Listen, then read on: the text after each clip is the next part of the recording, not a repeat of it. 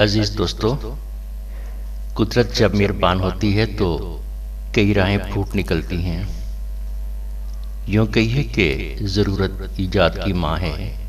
انسان کو جب بھی کوئی ضرورت درپیش ہوئی تو اس نے ہاتھ پاؤں مارنے شروع کر دیے، تگ و دو شروع کر دی۔ قدرت نے اسے راستہ دکھایا تو یوں ایجادات کا سلسلہ چل نکلا۔ شارٹ ہینڈ بھی اسی سلسلے کی ایک کڑی ہے۔ لکھنے کا فن تو انسان پہلے ہی جانتا تھا، مگر تیز رفتاری سے یعنی بولنے کی رفتار کے ساتھ لکھنے سے بالکل نابلد تھا۔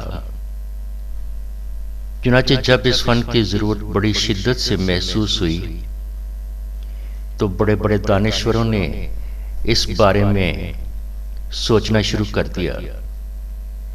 قدرت نے ایک سکالر کے ذمے یہ کام سونپ دیا کہ اس کار خیر کو، جس کا نام شارٹ ہینڈ رکھا گیا، اسے آگے بڑھاؤ۔ اس دانشور کا نام پٹ مین تھا، جو انگلینڈ کا رہنے والا تھا۔ 18ویں صدی عیسوی میں پٹ مین نے اس منصوبے پر کام کرنا شروع کیا اور اپنی زندگی میں ہی اس پروجیکٹ کو نہ صرف مکمل کیا بلکہ کئی کتابیں، لٹریچر بھی اس پر لکھا اور بڑے احسن طریقے سے اسے پایہ تکمیل تک پہنچا دیا۔ اس فن کی سب سے بڑی خصوصیت یہ ہے کہ یہ بہت آسان ہے۔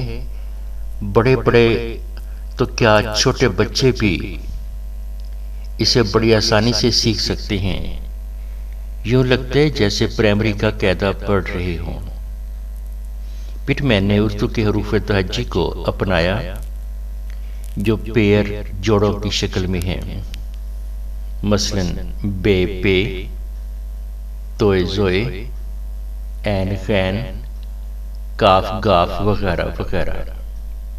پھر آواز کے زیر و بم، اتراؤ چڑھاؤ اور موٹی باریک آواز کے مطابق موٹی اور باریک لکیروں کی شکل میں وضع کیا۔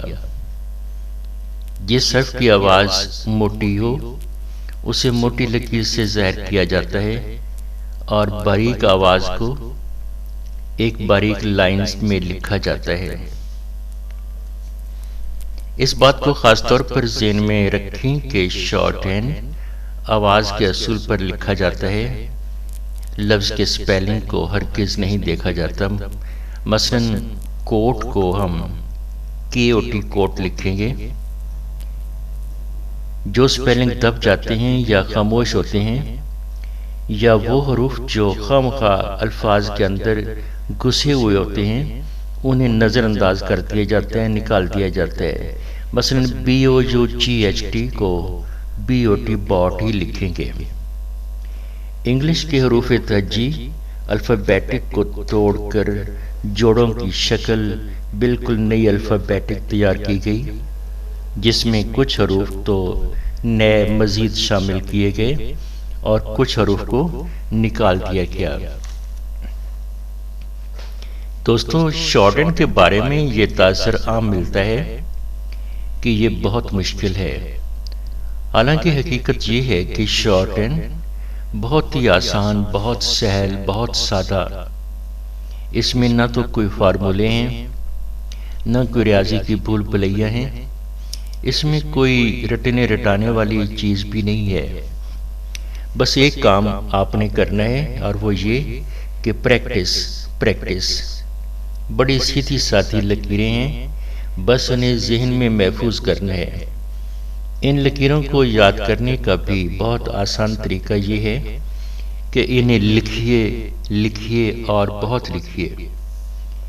لکھنے کا بھی ایک بہت آسان طریقہ یہ ہے کہ نوٹ بک پر ایک جملہ لکھیں، پھر اس لائن کی ریڈنگ کریں، پھر اس لائن کو دیکھ کر نیچے لکھتے چلے جائیں۔ یعنی ایک جملے کو کم و بیش 20-25 بار اتنی لائنیں لکھیں۔ دوسرے صفحے پر اسی طریقے سے ایک اور جملہ لکھیں اور کاپی کرتے ہیں۔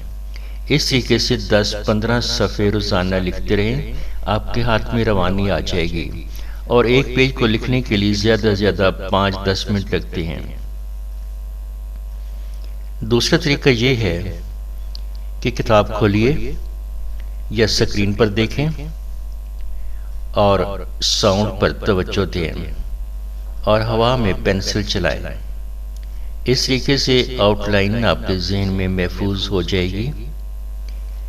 یہ پریکٹس مسلسل جاری رکھیں، چند ہفتوں میں آپ کی پینسل پانی کی طرح چلنے لگ جائے گی۔